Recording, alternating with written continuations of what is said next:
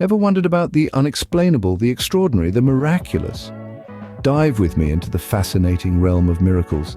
These are not just events that defy logic or natural laws, but profound occurrences that have shaped religious and historical narratives for centuries. Miracles, particularly in the Bible, are stories of divine intervention where the ordinary is elevated to the extraordinary. From turning water into wine, to healing the sick, to multiplying loaves and fishes, these miraculous acts are more than just awe-inspiring events. They're catalysts, challenging our understanding of the world and igniting our faith and belief systems. Every miracle carries with it a profound message, a testament to the power of the divine, an affirmation of faith. They serve as reminders that there is more to this world than what meets the eye, and that faith can move mountains. As we delve into the world of miracles, let's journey through the Bible where miracles are a testament of divine intervention. Imagine attending a wedding and the wine runs out, but then water turns into wine. Yes, you've heard it right. This is the tale of Jesus' first recorded miracle. According to the Bible, while attending a wedding in the small town of Cana, Jesus performed a miracle that left everyone in awe. The celebration was in full swing when suddenly the wine ran out. Noticing the predicament, Jesus asked the servants to fill 6 stone jars with water. To everyone's surprise, the water turned into the finest wine. This was not just a party trick, but a profound symbol of Jesus' divine authority. It was a clear demonstration of his power to transform the ordinary into extraordinary, the mundane into miraculous. The significance of this miracle goes beyond the joy of the wedding guests. It serves as a testament to Jesus' divine power and his mission on earth. This miracle, the transformation of water into wine, marked the beginning of Jesus' miraculous journey. What if your ailments could be healed with just a word or a touch?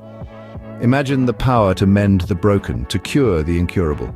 This was a reality in the time of Jesus, as he performed miracles of healing that brought hope and a new lease of life to the afflicted. One such miracle was the healing of a leper.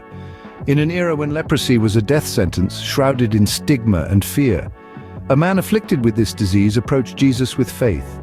Jesus, moved by compassion, reached out and touched him, a gesture that was both physically and socially transformative. With this touch, the leprosy was cleansed and the man was healed. This miracle was not just about physical healing, but also about breaking down social barriers and demonstrating the power of compassion. The story of the centurion's servant also paints a vivid picture of Jesus' miraculous healing. A Roman officer came to Jesus, pleading for the life of his servant, who was paralyzed and in terrible pain. Despite the centurion not being a Jew and the societal norms that should have kept them apart, Jesus was ready to go to his home and heal the servant. But the centurion, in an act of profound faith, said that Jesus need not come under his roof. He believed that if Jesus merely said the word, his servant would be healed. And so it happened.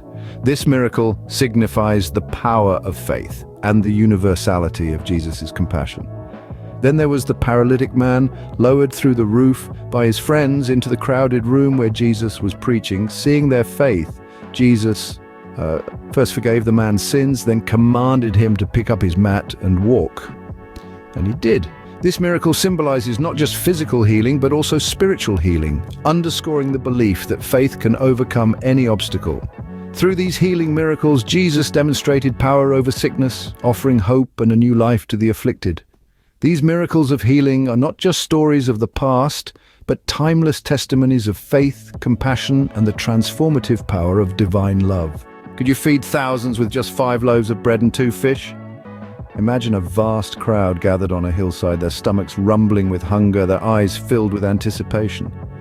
Suddenly a hush falls over the multitude as a man steps forward, holding a small basket. Inside are only 5 barley loaves and 2 small fish. Not nearly enough food to satisfy such a throng, but this is no ordinary man. This is Jesus of Nazareth. This is the scene of one of the most renowned miracles in the New Testament, the miracle of multiplication. It's a tale that shows not just Jesus' power to bend the laws of nature to his will, but also his profound compassion for those in need. In the Gospel accounts, Jesus takes the meager offerings, lifts them to the heavens, and gives thanks. What happens next defies logic and understanding. He begins to distribute the food, and it just doesn't run out. The loaves and fish multiply in his hands, providing sustenance for all. Thousands are fed, and there are even leftovers. This miracle is about more than just food. It's about abundance in scarcity, hope in despair, and the boundless generosity of God's love. It's a reminder that no matter how little we think we have, there's always enough to share when we place our trust in the divine.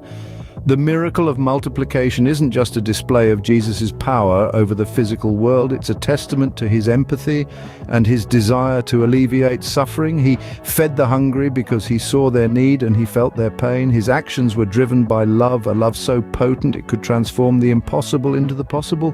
This miracle, feeding the many with the little, symbolizes the abundance of God's grace and provision. It's a message of hope that resonates even today, reminding us that in the hands of the divine, scarcity can become abundance, and with faith, miracles can happen. Could death be conquered and life restored? This question sets the stage for the final and arguably the most profound miracle that Jesus performed, his own resurrection. After his crucifixion, the world witnessed an event that would forever reshape the course of human faith and spirituality. On the third day after his death, Jesus rose from the dead.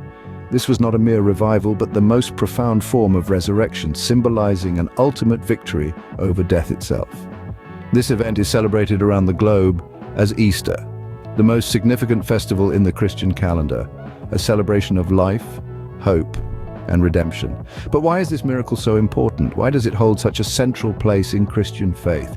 The resurrection of Jesus is not just about the revival of a body, it's about the triumph of life over death, light over darkness. It's about the promise of an eternal life, a life beyond the physical realm. It's a symbol of hope, a reminder that even in the darkest of times, life can spring anew.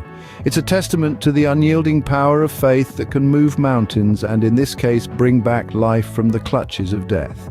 This miracle is not just a story from a distant past, it's a living testament, a beacon of faith that continues to inspire millions across the globe. The resurrection serves as a constant reminder of the power of belief, the strength of the human spirit, and the promise of a life that transcends earthly confines. The resurrection of Jesus is an embodiment of the ultimate miracle, a miracle that transcends the physical and reaches into the spiritual. It's an affirmation of the enduring power of faith and the limitless potential of divine love. So the next time you find yourself questioning the impossible, remember the resurrection. Remember that miracles are not always about defying the laws of nature, but about transcending them. The resurrection, the ultimate miracle, marks the triumph of life over death, light over darkness. What do these miracles tell us about faith and divine intervention? The miracles of Jesus, as recorded in the Bible, are not merely extraordinary events. They are profound demonstrations of divine power, affirming the role of faith in our lives. Each miracle, from transforming water into wine to the miraculous healings, the multiplication of loaves and fishes, and the resurrection, all point to a profound truth.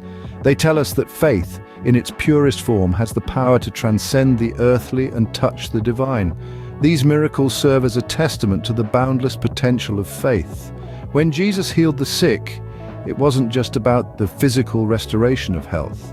It was about the restoration of hope, the affirmation of faith in divine power.